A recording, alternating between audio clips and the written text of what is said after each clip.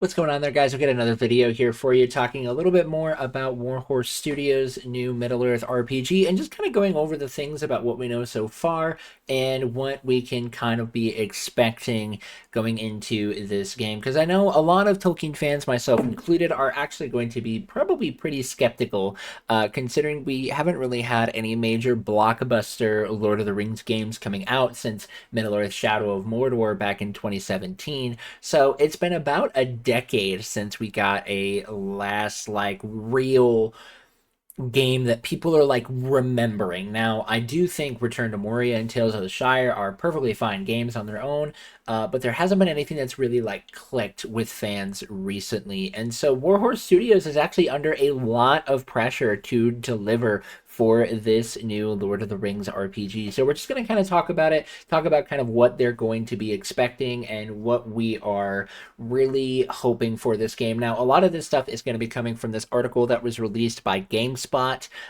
just based off of everything they know, which they pulled a lot of stuff from the community broadcast that Warhorse Studios has brought out. So we're just going to kind of talk about what is here and what is to be expected.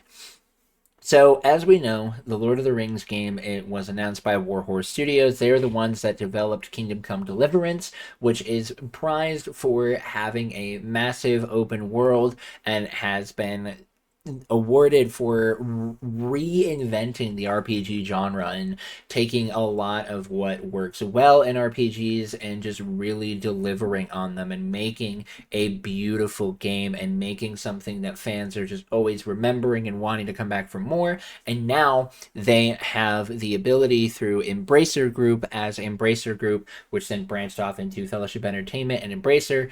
Embracer Group owns Warhorse, and they are now operating, focusing more on the Lord of the Rings IP. And so Warhorse Studios now has the ability to create their Middle-earth flair. And whether we're going to just see Kingdom Come Deliverance, but a Middle-earth story, we don't know yet. They haven't really given too many details as to what is to be expected from this sort of a Middle Earth type story. We don't know what the premise is going to be, what they're going to be looking for doing. All we know is that they are going to be making their own Middle Earth game. Now, as we know, Tolkien's world is vast. There are so many different ages. There's 4 ages that are all being included within Tolkien's Legendarium, from the first age with the War of Wrath and Morgoth to the second age with the Forging of the Rings of Power and the Deception of Sauron. And then we have the third age with the War of the Ring and the story that we know and love so very well of Frodo destroying the ring. And there are so many different other stories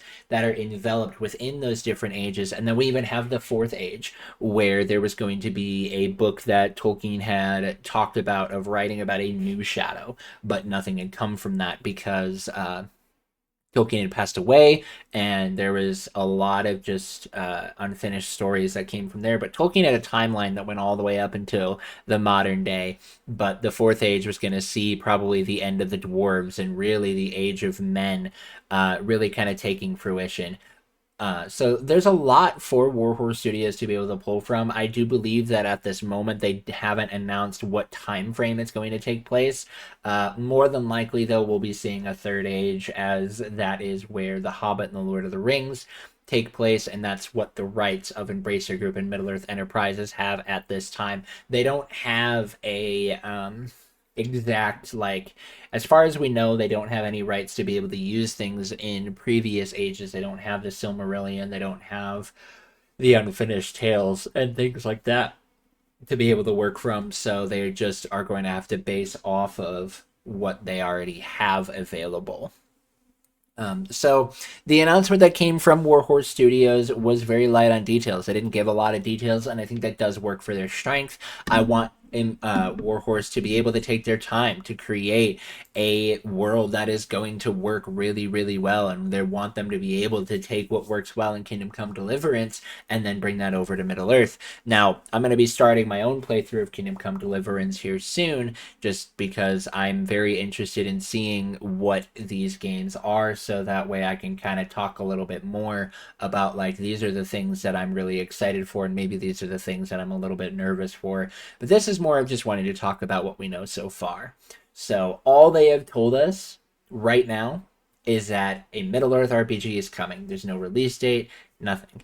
And so I wouldn't be expecting any release dates to be coming within the next couple of years. I would be very shocked if we even got a 2028 release. I would be expecting a late 2028, maybe a mid to late 2029, depending on what they're going to be working on, because they have a new Kingdom Come Deliverance game coming out first, and then from there we'll get into the Middle Earth RPG. But one of the things that they did talk about within their announcement video during their community broadcast is they said that they have a mind-blowing team to make the game, and it is going to be deeply immersive. Now, for fans of Kingdom Come Deliverance, that is something that they're going to be really excited to see, because Kingdom Come Deliverance is known for having a deep world with a lot of deep characters, each that are all unique, having their own backstories, and just a really, really strong world that they created within Kingdom Come Deliverance, and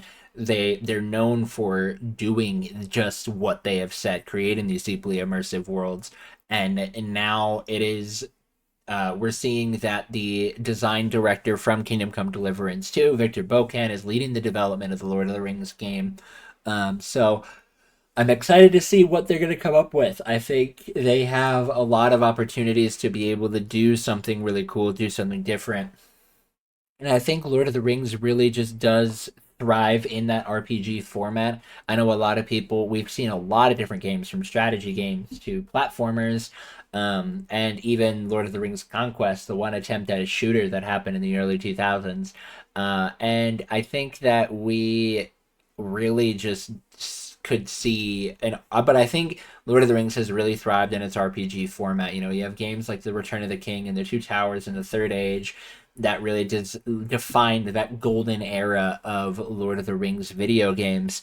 And then you'll have Shadow of Mordor and Shadow of War that really kind of even leaned into that even more, with their RPGs being so strong and so powerful. And I think that's something that would really just allow for um, the games to just, like, that would really just kind of shows the power of what a Lord of the Rings RPG can bring. And even with the success of Lord of the Rings Online being a game that's been around for 19 years at this point, continuing to build an MMORPG in Middle Earth, I think continues to show just how strong of a RPG style game, the RPG style world, that Lord of the Rings really kind of brings itself to. So the next thing that they've really talked about with this Lord of the Rings game is that they have said that it will be a living world populated by interesting characters and a strong narrative focus. So we know it's going to be very story based, kind of a lot of the same stuff that I had just talked about, which will be really, really cool. So there is one thing that we are going to be talking about with this game that does provide a bit of a struggle for this game, is specifically the Lord of the Rings games are under a lot of scrutiny. There's particularly been said that there's been a lot of misfires recently with the development of Tales of the Shire, the Lord of the Rings Gollum, that once the Gollum was so poorly received that Daedalic shut down, and which is real. They shut down their development branch, which is really, really sad. And then 2025 saw Tales of the Shire that a lot of people didn't really like, and it was originally going to have a publishing deal with Netflix, but they backed out of that. And so and then there was Return to Moria that a lot of people have just kind of thrown under the radar. Not exactly sure why, but that's just kind of where it has been. It hasn't really, like, shined in any particular way. It's just kind of been there. It's been a game that existed, and not a lot of people have talked about it since.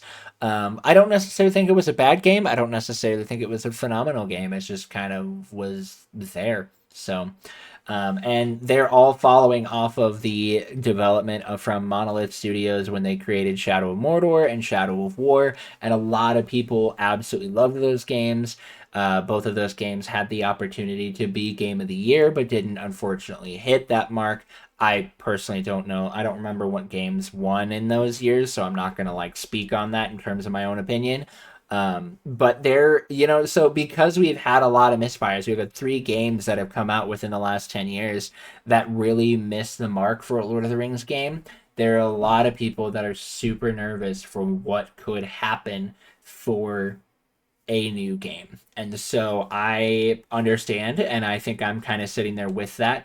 I'm also very skeptical. I'm really nervous that we're going to get another miss or we're not going to get the type of game that we really want to see with Middle Earth. But with Warhorse Studios having such a strong RPG backlog with Kingdom Come Deliverance, I think does work really, really well in their favor. So this is something that is coming off of with Embracer, the team that has acquired Middle Earth Enterprises. They are wanting to create a renaissance for Lord of the Rings games.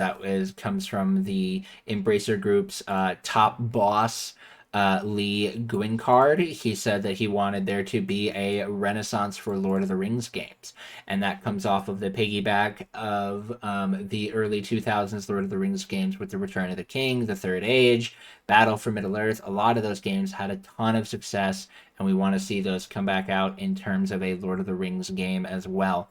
So it'll be interesting to see kind of what is going to happen here.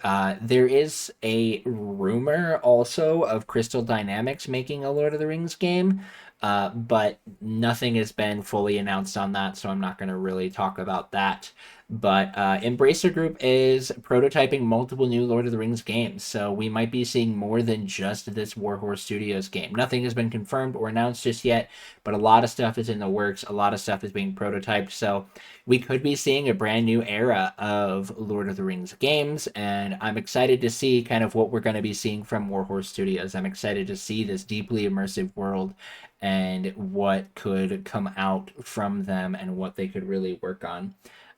So yeah, that's pretty much it for this one, guys. I'm excited to see what they're going to pull out. I think there are a lot of really cool potentials for games, and I think that there is a lot of good ideas. And I'm excited. I'm gonna try and be as excited as possible and hold a positive mindset and just see kind of what could be coming forward in the next era of Lord of the Rings video games. So let me know you guys' thoughts down in the comments below. Are you guys excited for the game? Are you nervous? What are some of the things you really want to see in these upcoming Lord of the Rings games, or specifically this Warhorse Studios game, or just if you have an idea for a Lord of the Rings game, what would you want to see in general? Let me know. Let me know your thoughts down in the comments below.